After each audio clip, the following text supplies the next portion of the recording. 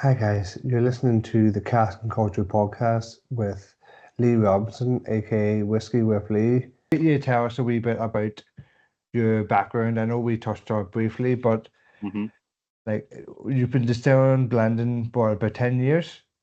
Yeah, so just shy of 10 years now. I'm kind of coming on my 10th year next year, and it's kind of I kind of started my career. I think a lot of people, the more I've kind of talked to people, obviously in the industry, especially in the new distilleries, the craft distilleries, or whatever, whatever you want to call them. I think a lot of people shared a kind of similar story to myself in the sense that they kind of ended up falling into it, accidentally. It's a kind of it's not exactly. I think it's different now. People are setting out with brewing and distilling qualifications from college, and whatever. Whereas in my time, unless you worked for one of the kind of the established distilleries like Middleton or whatever, you really just fell into it. So that was kind of my story. My background's in I studied archaeology in college, so kind of uh, had my kind of heart set on life in the kind of academic setting. Um, that didn't quite work out. I graduated around recession time, so there was no work, and archaeology is quite a difficult profession at the best of times because you're kind of all over the country, wherever the next dig is, or whatever. So, and try to get That's so cool. yeah, it's trying to get experience is very difficult. And at that stage, because most of the archaeology jobs were, uh, there was a boom in archaeology jobs during the Celtic Tiger because every time there was a new building site or whatever, you had to do an archaeological dig beforehand. So, because there was so much construction, it was actually boom times. But because when I graduated, the recession was in full swing, there was no construction really, so therefore there was no kind of the job. So I ended up emigrating to Canada for 2 years, um, and over there ended up getting a job in sort of like a totally different, just to pay the bills, sort of, and enjoy my time over there.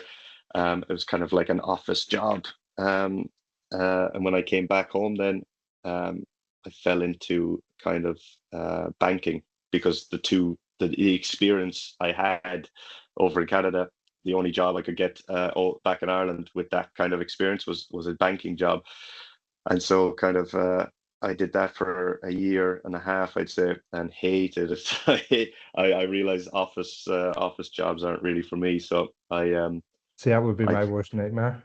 it's do you know what, part of it is just kind of like it suited me when I was in Canada because all I wanted was something to pay the bills so that I could go drinking at the weekends Ah, and enjoy just time with my friends. And office jobs are great in that setting because most of my friends were on building sites out in the piss and rain or whatever, and I was there comfortable in an office. The job was easy, it was very it was good. But when I got back to Ireland, you just it's kind of grown up time. Then you kind of realize, okay, I'm not on holiday anymore. I need to kind of think, I is this what I want to do for the rest of my life? Um, exactly. See, when you're back yeah, home, you're like, okay, yeah, it's yeah. it's it's not all fun and games anymore. I actually have to do something. Exactly. And like I suppose I was getting on then in the sense that like a lot of my friends who had graduated from college with more useful, shall we say, degrees, were now getting kind of established in their line of work and started making money. And I was still, and like the banking was actually quite, I could see a future there in the sense that there was good financial prospects and education, stuff like that. Um, Specifically, I was working in like mortgage arrears, which, as you can imagine, at that time as well was a kind of a hot business. Yeah, they'll So, say so flat out. yeah, so I was just kind of like, oh, I have to make a decision. So I actually quit that job, and I kind of, long story short, ended up back at home, like a lot of people I think who were trying to find their feet again. So I moved back to Dingle, where I'm from, and just essentially it was just a kind of. I had a friend who was working in Dingle Distillery at the time, and I didn't really know anything about whiskey. I tried to get a job there, a summer job, years previously, but really had no idea what whiskey was at that stage, really. Um, knew nothing about. I was kind of interested in home brewing, things like that. But so I kind of got onto him and I said, I just need a summer job, something to just tide me over until I figure out what I want to do next. And he said, yeah, no bother, come in at like 5 a.m. the next morning. Back in those days, Dingle started like everyone, production and bottling and everything. They all started at like about 5 a.m. and they finished at like 1 or 2 p.m. You know, so it was a really nice kind of a Yeah. schedule to be on. You have the day as your own after that. So I went in and really great environment. Like as soon as I stepped in the door, I think the smell, the feel for everything, I just realized this is actually a really cool place to work. And so within 6 months, then I started kind of burning the ear off the guys on production because I was just bottling gin at that stage. I was just, Yeah. it was just a bottling job. But they were crying out for guys to learn production because no one seemed to be that interested. They were all usually summer jobs, fellas who would be in school, and this was the Back summer, in so they were time. just kind of getting jobs. And they struggled actually to find people who wanted to kind of learn the ropes and production. And also, I suppose it was a kind of a shift work as well, which doesn't suit everyone either. So I was just kind of like, this is actually a really cool thing. I'd love to learn more. Um, and so I think I showed enough interest where when a kind of a role opened up, full-time role in production, I just kind of jumped on it after about 6 months, and the rest is kind of history. I just got the bug, and I loved it. Dingle was amazing too because it's very manual. Um, and like what I've learned, which I didn't know then, but what I've learned as my career has progressed is just how technologically advanced and automated distilleries are becoming, even the smaller distilleries. Yeah. And most people who would have started in those technically more kind of advanced distilleries never really got the opportunity to have that hands-on experience. Dingle is probably the only distillery, one of the very few distilleries where you actually get those, where you get that control, which you wouldn't get in anywhere else. And I think it's probably even kind of a real rarity now. Like everything from the way water was kind of added to the mash tun was all manual. So like we had to blend cold water with hot water like manually. So and if you know anything about like the brewing science, and Yeah. temperature is very important. And if you Exactly. overshoot the temperature, if you undershoot it, you essentially ruin your batch.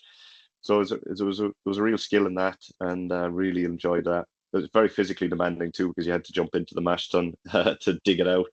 A ton of barley every day or twice a day sometimes. So it was fun, and really just kind of yeah, like I said, it gave me the bug for learning more, and that's where I kind of got figured out that there were certifications, that there was qualifications I could do, because pretty much at that stage within Dingle, like there was a lot of experience. There was a lot of guys who've been working there for a long time who knew how to make whiskey in Dingle, but didn't necessarily know a whole lot more about the technical aspects of. Yeah. And there was no kind of master distiller at Dingle at that stage. Michael Walsh was just heading out the door, and Graham Cool was coming in, but it was kind of there was a kind of a period in between that where there was kind of no technical knowledge to pass Yeah. on. So I that's where I went on to the Institute of Brewers and Distillers, did my certification that way, and then eventually the diploma.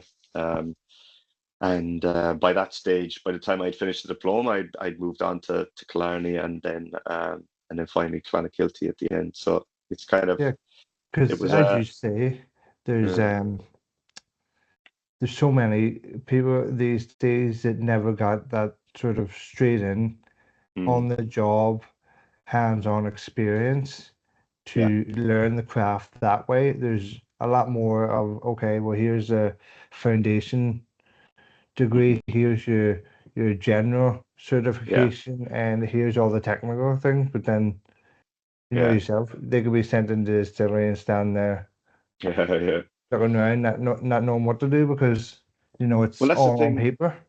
I found that it's gotten worse. That's actually gotten worse as people are actually getting people are figuring out now that like leaving school, going into college, that they want to be they want to learn how to be a distiller, or they're going to Harriet Watt in Scotland, or they're going to Carlow or Trinity or whatever that has a brewing distilling course, and they're learning all the technical stuff. But then they graduate and they're looking for a job, and you know working in a distillery is such a sort of like technical expertise is important, but if you just want to work in as a distiller or essentially as an operator, uh, you don't actually need most of the knowledge that you learned. Yeah, What you need is actually experience doing the exactly. actual work. And so, like I've always told people, like if you want to get into the business, for sure you need the technical. If you want to move up if you want to become head distiller or eventually master distiller or whatever, then yes, of course you need the technical knowledge. But if you just want to be a distiller, you just want to get in the door, you're far more better just, yeah, like you said, knocking on the door and kind of most people I know who have gotten into to distilleries have kind of gone through the tour guide first. They walk in the door and they just kind of Exactly. they it's just about getting in the door, and then of course a Work your way position up. will open up, yeah, and work your way up, because the most important thing is you can have the best CV in the world and all the technical experience, but you don't actually realize that it's quite a manual job. You're on your feet a lot, and most of the time you are not putting the skills that you learned, the tech to you're not putting them to the test, because especially in the automated distilleries, it's mostly pushing buttons these days, Yeah, and exactly. monitoring a process. And that can be quite frustrating for a lot of people too, especially if you put in 4 years of technical study, and then you realize, okay, I actually don't enjoy this part of the process. I prefer something else. So I think I did it the right way. I think it was lucky in that regard. I got the hands-on experience early, and especially in a place like Dingle where it was very manual. Um, I don't think I would have enjoyed. I don't think I would have enjoyed if I'd have jumped into Clonakilty, for instance, as a distiller, Yeah, because I wouldn't have learned the process in the same way. And it would have been quite. It would have been a totally different experience. So for me, it's and kind of been an interesting. was Clonakilty automated or was It was semi-automated. So yeah, the guys in there, they would like the brewing process essentially was was um was kind of fully automated. They press a button. Now I'm oversimplifying it because yes, there was a lot of technical difficulties even with automation, where you have to be very kind of on the ball to make sure that things work the way they should. But ultimately there was a lot less things like temperature control, things like that. That's usually the system. If the system works correctly, it should all be done for you. Um, and the only thing that they would have had to do manually in Clan was to redirect pipe work. So it wasn't a fully automated plant in that regard. They wouldn't just sit behind a control station, which is yeah, like common in larger distilleries. So there was a lot of running up and down. It was split over 3 floors as well, so guys were fit up and down the stairs. Um, but yeah, like the semi-automation, like I often say that it's almost better to be fully manual or fully automated. I think yeah. it's difficult when it's in between the Mix of two. both. Yeah, yeah, yeah. So I think the benefits of automation kind of make more sense when everything is absolutely fully automated. Otherwise, I'd almost prefer a dingle setup, because maintenance is a lot easier. When things go wrong, it can be fixed a whole lot easier. Yeah, Um, and it just means that more of the responsibility is on the operator rather than the equipment. And, that's where kind of training and stuff like that is more important. But, the more automated the plant becomes, uh, the less relevant the skills of the operator are in a lot of ways. yeah, It becomes more of a maintenance issue then, Exactly. You're better looking at an engineer to be sitting ready than And that's the thing. um, I think if you go to Middleton Distillery or any of the fully automated distilleries, I mean, it's very unusual to see anybody, like for instance, I wouldn't have ever been qualified to get a job in, say, Middleton Distillery as an operator, because you know it's a very different distillery setup. You're dealing with full automation, um, and therefore, really, that whole place is run by chemical engineers rather than operators on a craft scale. yeah, So it's such a big process that like the roles aren't transferable. yeah. Um, and you really are looking at it's an engineering discipline. You're looking at it with the larger distillery you go. It's sort of half, you know, nothing that not that there's anything completely wrong with the automation process of things, but it sort of takes away that part of the craft of it Mm. because Exactly. Yeah. you know it was never I obviously I know technology has moved on and Mm. you know we're very lucky to have breakthroughs in technology for you know brewing and blending and distilling, but it sort of takes as I say it takes away that wee bit of craft because you're dealing with you know the individuals dealing with their hunches and their taste and their smells and Mhm. what way to do things rather than okay, we'll set a percentage and we'll cut from here and we'll cut from there and Yeah. you know, I get from like I'm in two minds about this, because like I agree with you that that from a craft perspective, and I think from a smaller distillery perspective, that is the kind of that's an important story, the craft of yeah, creating it. I actually do think that, and I kind of wrote an article on this kind of topic recently, which was a kind of an idea of like I understand the craft. Craft making anything on a small scale is uneconomical. You're manufacturing on a small scale; it's uneconomical. yeah, You can't scale it, um, but that's the point, and that's why you can charge more for it, because it's something you've made. Sure, you can make glass in a factory, or whatever, and it becomes very cheap. But um, you know, Murano glass or whatever, it's something that's hand blown will always fetch a higher price because yeah, it's craft produced. So I kind of am with you on that regard, that if it's going to be a craft distillery, then make it by hand. There's no benefit to like automation in that regard, because I always find that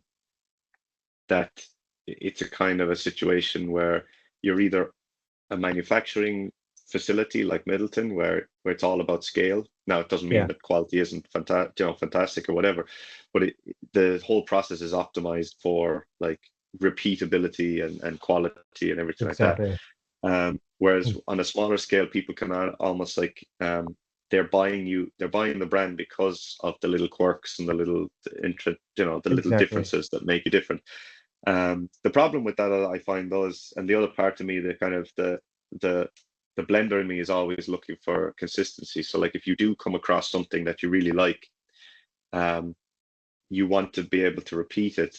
And if the Yeah, distillery is producing a standard all the time, there's a point at which, and I think this is a part of the maturation of a distillery and of a brand, is that in the early days it's kind of you're flinging everything at the wall and just kind of seeing what sticks, yeah, um, and then your market will decide what it wants from you, and they say, actually, I really like this. Is you start to develop that sort of distillery character, that kind of that unique identity, and then you've got to be able to recognize what that is and replicate it, because it's kind of that's where the sort of scalability, eventually you kind of go, okay, now I need to optimize for that success.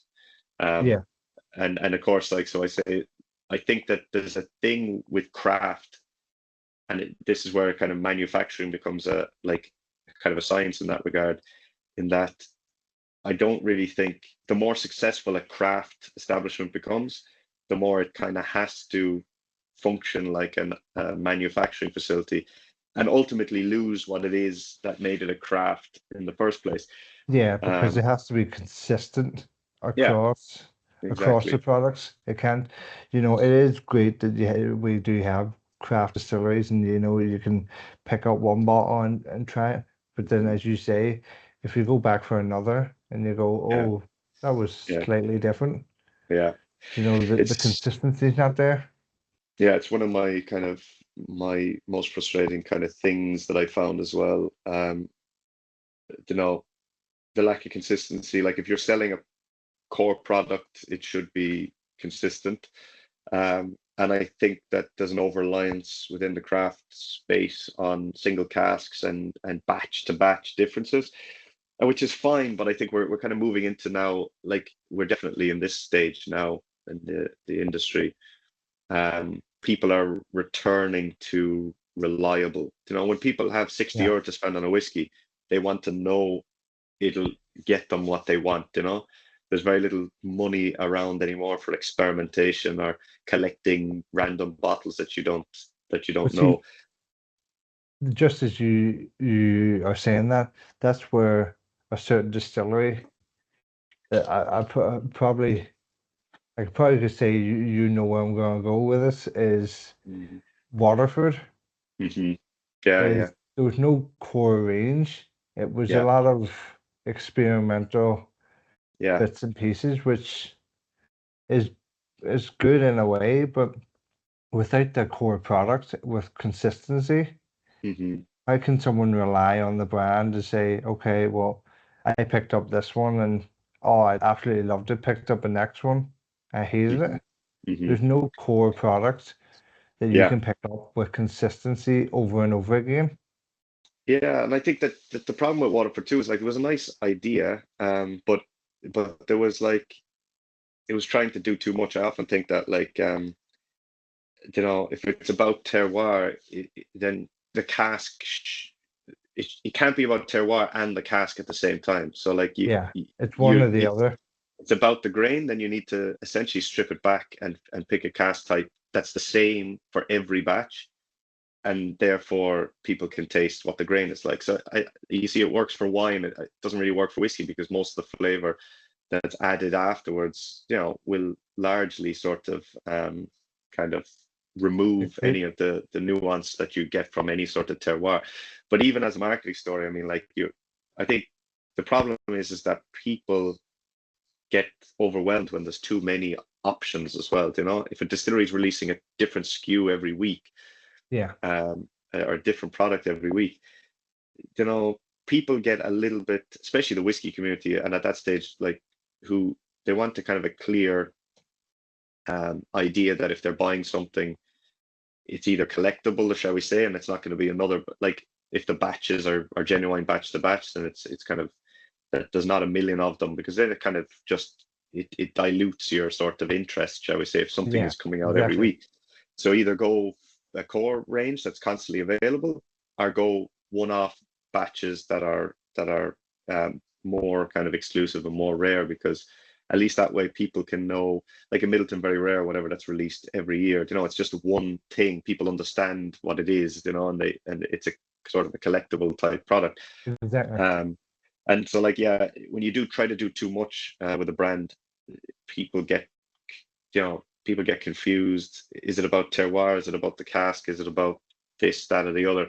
And it just kind of loses direction. What we've kind of learned, I think, what I've learned most about working in the industry now is the we the sort of, as kind of, distiller craft kind of has been over aligned, or maybe a bit. We've assumed that the market is a bit more knowledgeable than it is, or that it's a little bit more that the smallest amount of whiskey enthusiasts who are very vocal, or very experienced, whatever, that that that they represent the majority. And the Exactly. reality is the majority have no clue how whiskey's made. They actually don't really care. It's too complicated. If you can't explain it within one sentence, it's kind of, you kind of You've lost lose someone. 90%. Exactly. And they still love the taste. They want to try it. But if you if you're hitting them with mash bills and complex things, I don't think that that's really kind of winning you any favor, because people are just going to want to know, you know, they're going to want to know, does it taste good? Is it affordable? And whatever else. So I think there's been an over reliance on certain branding and certain marketing that's just like, it's optimizing for the minority and not for the majority. Yeah. And you need clear, I think you need a lot more clear kind of branding, marketing. And I think it'll be interesting to see now what Waterford does, now that it's Moving kind of back forward. up and running. Yeah, exactly. Whether they try to double down and keep going with what they're doing, or I could see that happening too, because people probably think, oh well, it was just bad timing, and there was nothing wrong with the marketing story or the sales story or whatever. Yeah, it's just as you say, there's a lot of releases in a short period of time, and that's Yeah. one thing. That's one thing as like a whiskey enthusiast, whiskey lover, whiskey nerd, whatever, is I love and hate. Yes, we all love new releases, Mhm. but too many of them, then you Mhm. just sit back and go, well, I have, as you say, I have 60 euro. What Mhm. one am I going to buy? Not am I Yeah. going to buy them all? What Yeah. one? Yeah. And then that's where you get hit, especially if two distilleries, and it happens in the north quite a lot, is two distilleries out of the small number we have Mm. relying a product launch Yeah. for the same time, and you're like, one of these could have waited two I months, know. or one of these could have Yeah. waited 2 weeks. Yeah. I know. It's a funny one. I think, like, obviously in the early days, like, I just used Dingle as an example. It's all batch, different batches or whatever at the early days. And they were essentially releasing in a kind of a white space at that stage, like, outside of the big distilleries. Like, everyone was they had the kind of the market to themselves at certain Yeah, stages. They said, especially with the gin as well, like, um, and so I think a lot of people, a lot of craft distilleries that set up in the wake of Dingle pretty much just tried to follow to copy the same uh, thing. They were like, "Oh, there's this massive demand, for the sort of the small scale batch stuff and multiple releases or whatever, and that people are collecting them all." But the reality is like you said, the more whiskey distilleries that came on stream, the more you're not just competing with your own sort of releases. That yeah, you're competing with the fact that everyone else is releasing around the same time, that 2018, 2019, during COVID, everyone was kind of releasing their first release then, and everyone was just kind of like, oh well, it's kind of a little bit too much. That's where yeah, I felt the market. Like I talked about this before in an article I wrote, that like the craft industry relies on that apex market, at the very top of the pyramid. yeah, The expertise, the nerds, as you say, the people who do collect. But that's a shrinking market, and exactly. the market can only absorb so many new brands that aren't willing to appeal to the base as well, which is the other 80%. So, and I get it, because building in the 80%, you're competing with Jameson, you're competing with Bushmills, you're competing with all the mass produced ones, and it does become very difficult. However, you won't survive if you don't at least try to break into that market. Like, that needs to be your core market. Um, I kind of like, and I don't really know much about their strategy, but Killowen's is a good example, because Killowen, Yeah, obviously, as you know, the distillery is tiny, and therefore, and it's the kind of epitome of kind of craft. yeah. But I but I get Brown does a lot of great stuff. he does, and I think this could be my perception. I don't really know if this is their strategy, but it comes across to me that he's very smartly using the distillery to to leverage to create the brand. Cologne as a brand, shall we say now? Yeah, Um, but that you also have your source whiskies, your mass produced whiskies. You don't really need to talk about them. You don't need to put them on Instagram. You don't need to whatever, Yeah. because these are the things that's business to business almost. Like, you're kind of like you're selling it to the supermarket, to retail, to distribution, whatever, and you're using your batch to batch, your genuine craft releases as a sort of like as a just a marketing.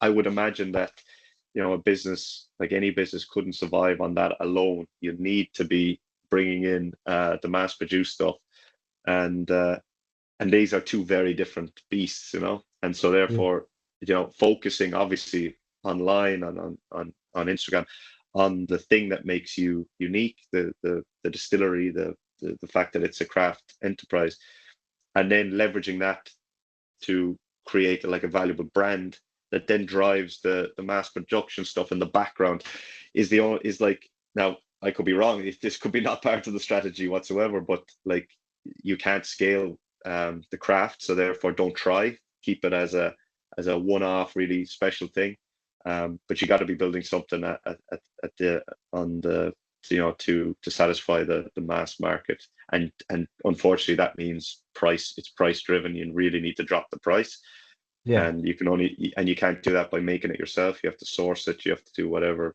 that makes it different.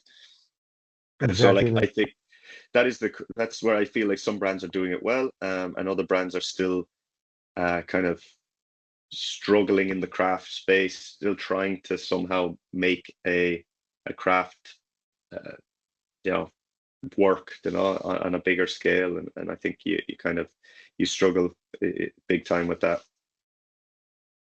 Yeah, and I completely agree with you, because with Brendan, as you say, he does the rum and raisin, and that's Hmm. like a readily available bottle. Yeah, Everyone yeah. loves. I think it's around the 55, 57 pound mark. Hmm. Um, Super stuff. But then you have the Sagerland they brought out in the Baron Hmm. Tool. But most of those bottles, like with the mass following of Killowen, the Yeah. Killowen cult, which I am part of as well, Mm. um, most of those bottles, the one-offs, don't even reach it out of the group. Yeah, They are gone exactly. in an uh, hour, and if you can consistently do that, yeah, it's no, mental. absolutely. But as you say, for the scale and for the everyday driving of the business, it's definitely obviously using that source liquid Yeah. to satisfy a everyday drinker, rather than Yeah. the special one-off single cast that you people are buying, but also people are collecting. Like there's so Hmm. many people are collecting all the clones without opening them. And I Yeah. know that has to be a mix, because you can't just have, as you say, that top 20% of us Hmm. buying bottles to collect. Yeah. That's not going Well, to I run mean, your business. yeah, you can't, and I mean, you know, if you're, it's kind of like inflation, shall we say? If you can't, if you're not constantly growing or expanding or increasing your volume, you're losing value. So like if you were just relying on those releases, even if they're selling out every year, you're leaving money on the table, because maybe double the amount of people would have bought that bottle, So Exactly. you have to, and that's the kind of the trap that a lot of distilleries get into. They're like, oh, I need to build a new distillery, so because I'm getting, I'm the demand is there, I need to build more. But then the problem with that is the thing that made people want it was the scarcity, not more. So there's a Yeah. balancing act where it's kind of like, it's good to be in demand, and to not, but you have to find a way to kind of, I suppose, deflect that demand towards something that you can scale. And that's where I think, like, Yes. if you have this cologne, or any distillery that has a kind of a following, where they love the products that the distillery makes, but it's scarce, they can't get their hands on a bottle, or maybe they just can't afford every release or whatever. If you can use their name to create something. Yes, it's sourced. They probably know it's sourced, but that has the same DNA, or that has the same sort of, that they trust. And again, that comes to kind of the brand trust element, that it's kind Exactly. of like that it's something you do with it, that you're not just sourcing it in whatever. It's that whatever makes Cologne or other distilleries unique, that there's a touch of that included in the other product, and that's the way to go, rather than kind of go, okay, there's so much demand here, we need to start building a new distillery, and then you realize you've actually you've overshot it massively, and now you've kind of Exactly. lost, and now you have a big expensive distillery that you need to run, and it just, yeah, it's the wrong way around. And I think, obviously, there's probably distilleries like in Scotland. I think the other issue is that there's a lot of distilleries in Scotland that operate uh, large scale production, and we would have said that is a kind of a working model that we could replicate in Ireland. There could be a multitude of distilleries all making 1 million liters a year, but unfortunately, the Irish system, just we consolidated very, because of the difficulties in the industry. We consolidated kind of early, whereas the Scots didn't really consolidate in the same way. They had the infrastructure, the independent distilleries that were generally bought up by the larger Diageos or whatever, Yeah. but they operated on their own. But they have a kind of an umbrella, kind of multinational kind of one umbrella supporting them. Whereas in Ireland, we consolidated the brands within, Middleton or whatever. So Exactly. it kind of, it isn't the same. We can't really map the same. I don't think in Ireland we'll ever see any more distillery. I don't think we'll see. I think we peaked when it comes to the distilleries, and I don't think you're going to see any large scale distilleries built in Ireland that will ever compete with the G&Ds, the Middletons, the Bushmills. I think at the Coolies, they're kind of like, I think that is maybe one of the craft producers now that has the can somehow sort of kind of find a window there, but you're not going to see the same things that you see in Scotland. It makes Yeah. no sense. I think if you're going to see any growth, it's going to be within the distilleries that are currently already in operation. And for them, I think like even the whole explosion in Irish whiskey in the last 10 years has really only benefited, the distilleries that are wealthy enough, and the turnover cars or whatever. They're the ones who really saw the growth, and Yeah. everyone else is kind of swimming in a wake kind of a thing, just picking up the scraps at the bottom. You realize that Jameson is really, like, the last 10 years have been an explosion in Jameson really as well, and the success of Irish whiskey. Yeah. So like I think that, yeah, what distilleries we have at the moment, I don't think anyone's going to be rushing to build any more new No. ones. Well, I would say hopefully not. No. Were we at 47? Mm. I think. Uh, Yeah. I think that's, as you say. I think we're topped out. Hmm. Don't think don't think it would be wise for anyone at the moment to try and jump on that again, because it's okay doing the gin and vodka thing because it is quick, Yeah. but making whiskey is not a quick game. It's a long No. wait, and you have Hmm. to be in it for the long run of it. Hmm. No, absolutely. Absolutely, yeah. So I wanted to also, with you obviously now starting off on your own and in coming up on 10 years sort of in the industry, I wanted to get what you would call one of your highlights, one of your big highlights from your career so far. Um, I'd say probably the release of Clonakilty's first single pot still, because that was my kind of, yeah, exactly. So that was my Is it first this kind of one baby. here? Yeah, I think so. Yeah. And That and batch that one? was that was batch one. Yeah. So I kind of it was the first whiskey, I suppose, that I Your had. your name, the back and all? Yeah, Eh, exactly. I also Yeah. have a batch 3 here as well. Oh, lovely, lovely.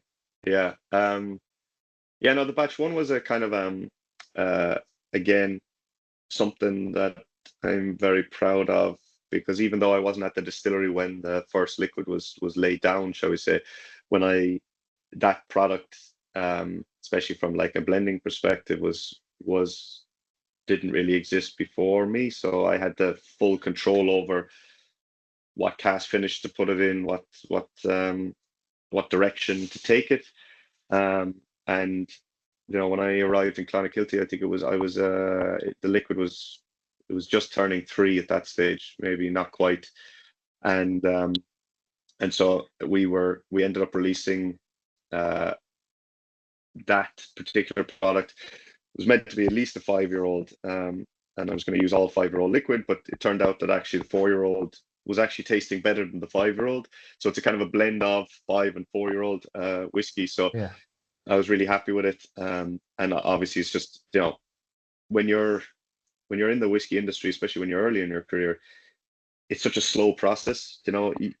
Making, getting, doing experiments is very it's very costly in time in the sense that like you don't get feedback. It's not like when you're making gin and you're making a new recipe, you get to taste it that evening, when it's done. Yeah. With whiskey, there's a lot of sort of theory in your head as to how things are going to work. So when you you pick the casks that you think the liquid is going to taste the best in. That's 5 years in the past, and there's obviously you hope that you're going to be around long enough to actually see it. But it's kind of it's nice to have that control from almost from day one and see how things are going. And obviously the batches, batch one, batch two, batch three, whatever. There was going to be a sort of like iterations between the different the batches, and as because you can't, if you didn't like batch one, like I only had about a year to finish the casks. We chose Amontillado in the end to finish that particular first batch, but a year is like the minimum I would have usually needed to get the flavor that you kind of want. I always wanted to kind of move towards, and this is across the board, not just at Clonakilty, but like in any kind of blending venture, I prefer a kind of a parallel maturation. So kind of like a redbreast model in the sense that you fill a certain portion of sherry, a certain portion of port, a certain portion of bourbon, and then you blend later the ratios. You can fine Yeah. tune them. Whereas the finishing model is a kind of is more complex because there's a lot more uh, sort of variability because what you're doing is you're essentially just putting something in for the last 6 months, the last year, and the flavors just aren't as developed in my opinion, and they also they're they don't give you the flexibility to fine tune the flavors. It's kind of a guessing game once you put the liquid in, what you're Yeah. going to get So out. where are you gonna Yeah. go with it? Yeah, exactly. So initially we had no choice. Obviously, a year out, we had to finish the liquid. So we kind of got the Amontillado character, but once I decided that Amontillado was the direction I kind of wanted to go, it was about filling the casks for that future maturation, shall we say, in 5 years' time. Yeah. That 60% or that 30% or that 20% would be full maturation Amontillado, and then the flavors would be totally much more kind of developed or whatever. So, I mean, that's the plan with that particular product. So there was going to be a little variation batch to batch, but then once the flavor was locked in, it would be that consistent product, that one that you would just rely on to come back to. At least that was my hope with it. I hope whoever takes on from the brand after me will kind of see a similar direction, but we'll see. Well, from my experience, it's absolutely super whiskey. Like Thank you very much. it is one I do recommend to quite a few people. That's great. I am big on an Oloroso sherry Hmm. whiskey, a finish and stuff, and it ticks all my boxes like it really does. Now, don't get me wrong, as you said, there might be wee nuances Hmm. on the batch three, which I haven't opened yet because Hmm. I'm still savouring my last wee bit of the batch one. But I Great. think batch three might be opened up, and I'll just keep that batch one for a wee special sip as Yeah. it slowly goes away. Yeah. No, there was something special about batch one too, I think, in the sense that uh it had a character that kind of that was surprised. It was sweeter than I actually thought it would be in the end, because of course, um, there's quite a kind of a dryness to it as well. But it was more kind of caramelly, kind of salted caramel note was one of the things that I got the most prominence for, and trying Yeah, to kind of double down on that kind of characteristic was really important. But what I liked about it too is that it wasn't, trying to emulate what, I think you can't be too off the wall when you release a whiskey that's essentially, meant to be like a scalable product that's going to appeal to everybody.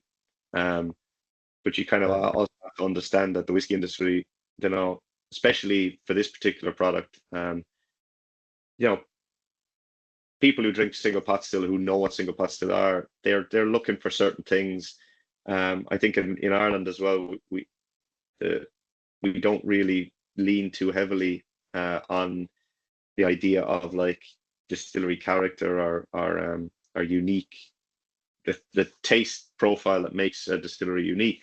In Scotland, obviously, you would have had distilleries that were functioning for 100 years or so, and a lot of the taste that you're getting comes from the fact that the equipment, you know, is 100 years old. The process is still like a 19th century process, yeah, and they haven't changed the equipment. The technology's obviously improved, but the equipment has stayed the same. So the flavor might be a bit sulfury, might be a bit minerally, might be a bit less than what you would think. yeah, Um, they, but it kind of it develops a house style or a distillery character that's kind of unique over the years, and people who drink that particular distillery might really appreciate it, and they hate when you change anything because it's established.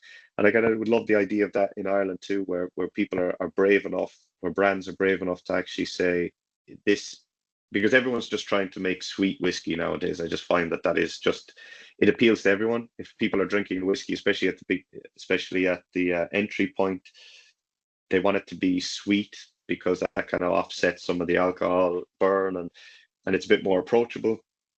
Um, no one's really kind of trying to make whiskey that's just a little bit more complex or a little bit more um, unique by design. And I think that there's yeah, definitely something unique about that first release, because it uses flavors that are just like, there's almost like an umami type texture to it that yeah, is just a little bit, just makes it a little bit more kind of memorable. Mightn't be everyone's cup of tea, but for those who like it, that's, you start to develop a sort of like a community, that kind of builds up around those flavors. yeah. No, completely agree. It does. It's got that complexity to it.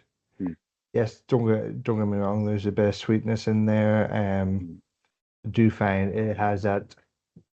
For me, it has that nice dry note from mhm, like the Oloroso. It mhm. really does do that dryness for me. But there is a good complexity there, a bit of spice and stuff. It's lovely. Great.